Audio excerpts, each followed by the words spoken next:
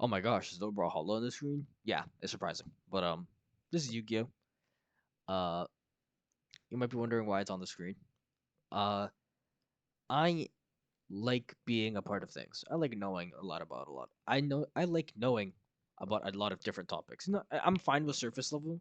That's cool as long as I am understanding of like, oh yeah, you make a mention of like, oh, you seen this XYZ, the Dune Strider and like Armored Core? I'm like, oh, I think I know that boss, right? That's the whatever, right? I'm not gonna spoil the game. Um, you get what I'm saying though. And with Yu-Gi-Oh, it's not different. I used to love playing Yu-Gi-Oh. I mean, I still do technically. Um, I try getting my friends to play all the time. It's difficult, but it's worth a shot. Um, I used to play. I started playing when Zexal came out, and XC's monsters were a big thing. Um, I don't play too much anymore, just mainly because I'd rather do other things with the time. I'm enjoying a lot of Magic the Gathering right now, just like watching it. I'm not like I haven't played yet, but not yet. I think I'm playing Commander. Um, that doesn't mean anything to some of you, but yeah, it's a different format of the game. Um, but yeah, Yu-Gi-Oh is like if you didn't already know, Yu-Gi-Oh is a game created by Kazuki Takahashi, rest in peace, in 1996, September of 1996. Who's about a young boy that uses cards, monsters, to save the world multiple times, basically. One time from a five-headed dragon, and then another time from an evil serpent entity. One of them is way more scary than the other. Uh, but I'm making this video because I saw this video because I saw this video. Oh, that's not the video that I'm trying to show you. I saw this video by Rarran, Rarran, Rarfo. I don't know. Um, I don't think he. So, he plays this game for 4 hours. Oh, sorry, for 4 hours, and gives up. Well, that doesn't mean that much. You playing Yu-Gi-Oh for 4 hours. I'm not gonna blame you. He was supposed to play for 10. That was part of the challenge, because he thinks that, as you can see, he plays Yu-Gi-Oh, and he's. I'm not gonna lie to you. He's a Yu-Gi-Oh hater. I don't blame him. Everybody's entitled to their own opinion. Um, he says that Yu-Gi-Oh is a game that confuses complexity with um confuses complexity with depth. And honestly, you can't even prove him wrong. However, I'm going to today compare this directly to a card. I'm gonna compare this to a card game that is about as popular, if not more popular.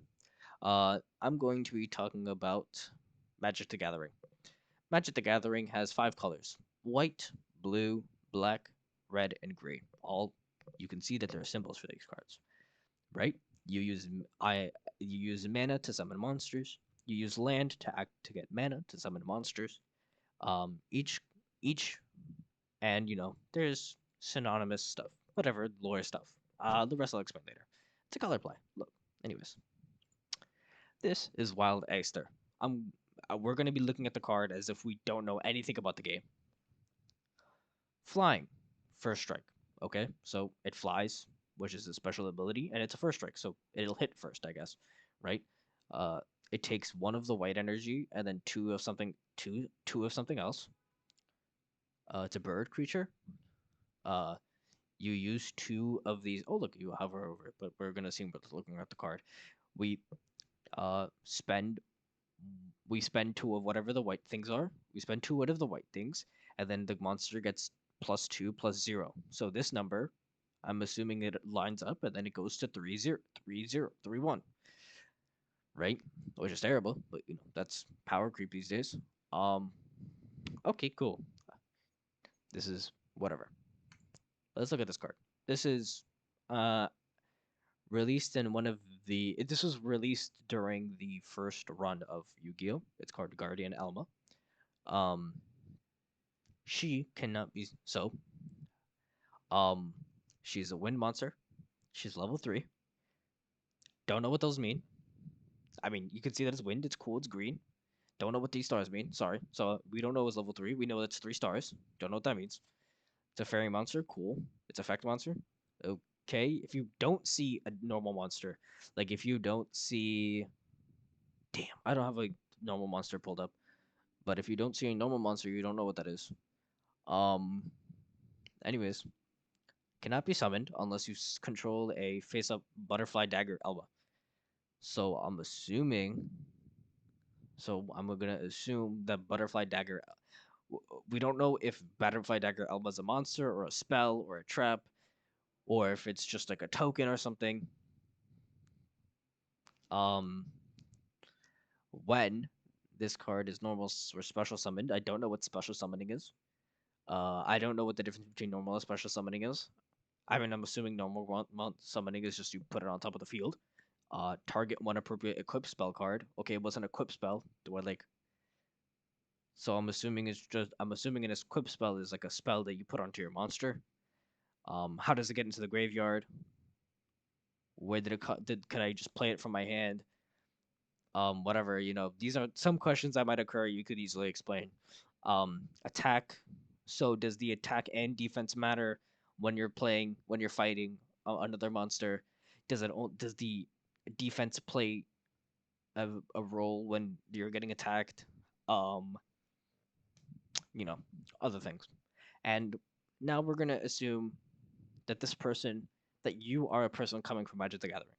You see this wind attribute, right? It's super shiny. Usually, cards like these are shiny. Some cards are shiny. This card is shiny. Usually, this icon will be shiny. He's like, oh, this might be important. Oh, by the way, I forgot to discard. But because it's an effect monster, you have to remember that it won't work with cards like this card. Anyways, sorry, I just had to mention that. You might be like, oh, this is a wind card. This is okay. Anyways, this is a wind card. Okay, maybe does it have anything to do with other wind monsters? Let's look at this card, Pheromone Wasp. Insect effect. If this card inflicts battle damage to your opponent by a direct attack, you can special summon one level 4 or lower insect monster from your deck at the end of the battle phase. Okay. These do not look like they have anything in common. Okay, what about... Oh, here's another card. This is Guardian Trice. Trees. Look, it has the same idea. Cannot be summoned unless you control a face of twin swords of flashing light. Trice has kind of the same idea. I still don't know what the other things do. Okay, so it's all the Guardian cards. Oh, Guardian Slime. So this card must be a part of the archetype. Nope. It's actually a part of the. It's actually a part of the three. The three. Oh, dang, what are they called? The three ancient gods. Three Egyptian gods. I can't believe I had a brain fart like that. Oh, so these guys must be related to them. Nope, not at all. So why was he called Guardian Slime? It's just a naming issue. So Guardian Slime has nothing to do with these guys. No. So how do you know? Oh, you just kind of look at the effects and see if they look similar to each other, and then, just hope. Um, this issue has happened a lot of times actually. Um, but naming issues aside, let's you're not gonna you kind of then let's say that the naming conventions are you get the naming conventions eventually. That's that. Let's not ignore the fact that this card is impossible to summon because the card that you need, Butterfly Dagger Elma, is banned. You can't play this card anymore. You want to know why? Because it was a part when the set came out. It was discovered that there was an infinite combo possible, simply because of this one line of text. When this card is destroyed and sent to the graveyard while equipped, you can return this card to the hand. What you would do is you would summon this guy. Well, technically you wouldn't summon this guy, but you would get this guy out. Uh, you would try to get this guy out. And he says, if you have right leg, right arm, left arm with the Forbidden One, in addition to this card in your hand, you win the duel. So 5 pieces of Exodia. You've seen the anime clip, I'm pretty sure. What people would do is then this guy destroys any equipped cards that are equipped onto him. So you would summon this guy. You would activate a card like Double Summon, or somehow this guy's a 2k defense wall. You just set him down and then flip him up later. Each time a spell is activated, place one spell counter on this card. Essentially, people would activate this card, equip it to her, equip it to him. It would get destroyed. He would get it. They would get a token. Do it again, twice more. Then you draw a card, and then you keep doing this until you summon Exodia. But whatever. These guys are old. These guys are old cards. These guys are limited to one. This one is banned, so the combo's done. These guys are never gonna see competitive play. Whatever. Who cares? Okay. Then let's look at the. I haven't even mentioned that there's other monsters, right? You show somebody a link. Okay, let's say even now I told you what the effect monsters are. When I show you a link monster, there's no level, there's no defense, right? I wish I could. I wish I could. I guess I just gotta open a picture of Duco Tucker, or I could just do this, right? Duco Tucker. Look, has arrows instead of stars, has the link rating instead of defense. Pendulum monsters. Oh, you could put these guys in the spell and trap zone, and you could use these numbers, which are called the scales. And if the monsters in your hand slash extra deck zone, and I mean your extra deck. I'm not even gonna explain it. It's just too many words. I can't lie to you. I'm not gonna take that long to make this video. I don't want to. I'm already at the 11-minute mark, and I'm not even done. Xyz monsters. Put two monsters at the same level. That's like self-explanatory. Tuners, whatever. They act as basically they all act as bigger, better monsters, right?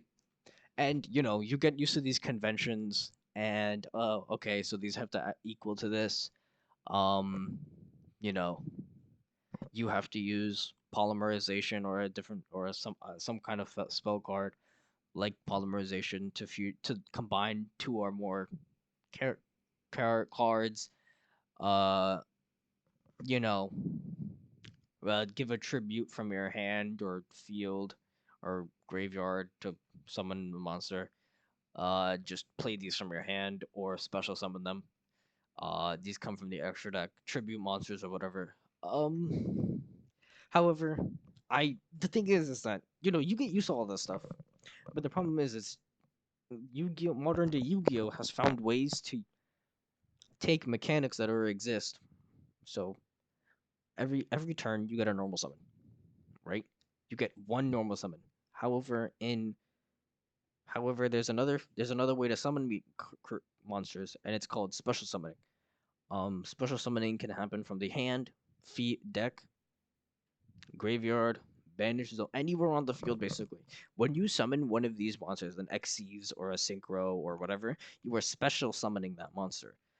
Um, so the thing is that then they have that's how these were created, and they have unique interactions with each other. So you might get used to seeing like number 39 Utopia, right? But what happens when a new player encounters Purely? Purely is an archetype that has Xyz monsters, but then they attach their quick play spells to them, which they attach quick play spells, activated quick play spells to the monster, which gives them bonus effects. And you're as a player, are supposed to just know that so that you can come up with counters to that, right? Remember, Yu-Gi-Oh is a game where there's two people playing. If I walk into a matchup where I don't know what purely is, I lose because he's just gonna walk all over me. You know what I mean? At the end of the day, you might teach people complicated cards are incredibly complicated. All of them are. Like of course, like people love showing Endymion, right? Which is a pendulum monster that has. I guess I'm just gonna show you. It's whatever. But Endymion, ah man, now I gotta go through all of this. I think it's called Endymion. Ah man, oh no, here he is. Here he is. This there is a lot of stuff to tell you in this card text. I am not going to summarize it for you because you know what happened to this card? It's useless now. But when it wasn't useless, You had to have that card's effects memorized like the back of the book because your opponent doesn't want to stop his combo just so you could read the card that you should have already quote unquote should have already read. If you knew what you already knew what the meta was, why aren't you reading the card? They will then Yu-Gi-Oh players have a sense of some and I'm not saying that it's just a Konami problem. Some Yu-Gi-Oh players have this tendency to think that their opponent already knows everything about their own deck. Even if they're playing something rogue, it's like you do. This card's been out for like years. You don't know what it does. Um, and that's the thing. Yu-Gi-Oh. Sure, there are these core mechanics that appear throughout the game. Oh, special summoning, banishing, discarding, uh, drawing, whatever. But then each deck does it in a different way and activates in a different setting. So when you put a timer or like a you rush them, a new player isn't going to know that. A Yu-Gi-Oh player shouldn't need a coach to know how to learn how to play. A new player shouldn't need a coach to play this game. And any game, actually, any game does not should not require you to need a coach. If you understand the game and know all the mechanics and you were trying to get better, let's say like Brawlhalla, you can in Brawlhalla, if I'm stuck at plat right now. I'm cool with I like it is reasonable for me to get coaching, right? Because I know the game, I know the inputs. Now it's just important for me to learn what I'm doing wrong, right? In Yu-Gi-Oh, Utopia number 39 has a quick effect. Oh, there is no. Oh, they don't have the quick effect part. Oh, never mind. Never mind. The wrong card. Damn, that ruins my that point. I'm joking. Anyways, um, you're detaching a material. If you're a player that hasn't played since like, let's say GX, you look at an Xyz monster and look at it and like, what the heck is this bootleg fusion nonsense? You just combine two monsters to make a black one, a black card. What is this? Why are they under it? You know what I mean? Like it's even worse for people that are returning to the game. Like right now, like it's just way more confusing. You have to explain to them what they missed. Oh, blink monsters, pendulums, Xyz, synchro. Um, sometimes there's combinations of cards. There's a synchro pendulum monster. There's a synchro Xyz monster. Like there's no pendulum monster yet, thankfully. But you get what I mean. It's like to be fair, they don't those cards don't see a competitive play, but it's like you have to make sure because what if they come back and all of a sudden they're competitive meta relevant? That's the thing with Yu-Gi-Oh. You never know. Like right now, one of the two best summoning mechanics are Fusion and Xyz because of this deck right here. Xyz was not meta relevant until this deck came out. Well, actually, that's not true. But still, Xyz has always been more of a supporting thing, not a main thing. But now it's a main staple of the game, and it's okay to change the way that the game is played every once in a while. I mean, cards like Cause Down, discard one card, change the level of monsters. This is simple. You understand this. You're gonna tell me in like 10, like you have like 10-15 minutes per round. Your opponent is not gonna like you just sitting there reading all of their cards for 10-15 minutes straight. And by that, they're gonna claim that you were just stalling for time because you did quote unquote didn't know you already quote unquote knew what the cards did. You were just stalling. It's not it's not fun. Like, and then they give you, and even if and then there's the thing with deck construction. Sometimes you just want to put the best monsters together, but that never works. That doesn't work all the time. This is another 20 minutes of just me ranting, like I was the other video, but I'm fine with that. Oh my gosh, spells and traps. I'm not even gonna get into those. Monsters are my main focus right now. It's just impossible. It's not impossible. It's incredibly counterintuitive for a game to keep releasing new monsters and making it more complex and expecting new players.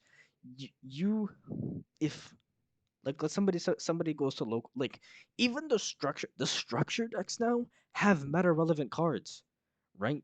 That's increasing their prices. But if a structure deck has a like I bought it. I bought the Burning Abyss structure deck, which is the branded deck that I was talking about last time, which is talking about earlier, which with fusions. I bought that card that has Ghost Ogre and Snow Rabbit in it. The very next the very next structure deck had Ash Blossom in it, which is super expensive right now still.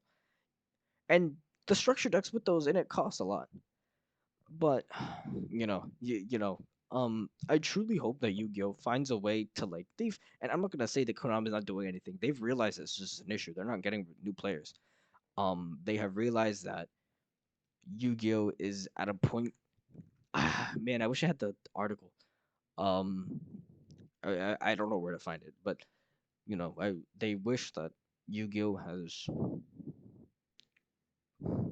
Oh damn, have I been breathing on the mic the whole time? I hope not. That'd be so embarrassing. But they have realized that there's no new players and that it's time for things to change, but they don't know how because I have I've been trying to convince my friends to play the game for so long, and they think the game is too complex and complicated for them to learn it. The ones that don't call it nerdy, anyways. Um, Anyways, I truly hope that this game finds the help that it deserves. I really love Yu-Gi-Oh with all my heart.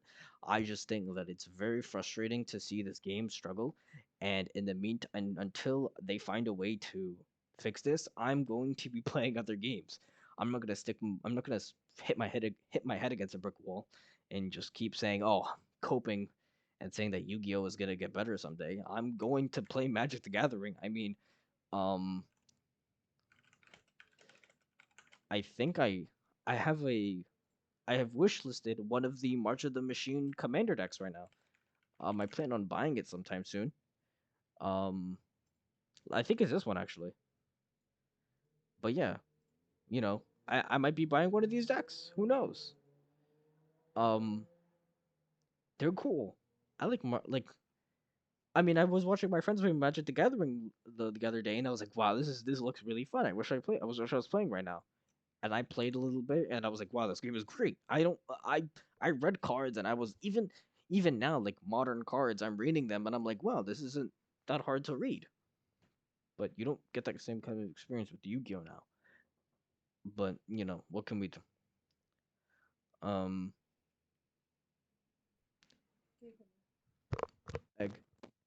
I had the second scene, um, where I was, Bob was gonna talk to Roger, and then he was gonna be like, "Oh yeah, play Yu-Gi-Oh," and then he was gonna get mad depressed. But I got too tired to draw it. But yeah, I hope that you guys are gonna have a good day. I hope that if your day isn't good right now, I hope it gets better later. And like, make sure you like, comment, and subscribe. And if I don't see you later, good afternoon, good evening, and good night.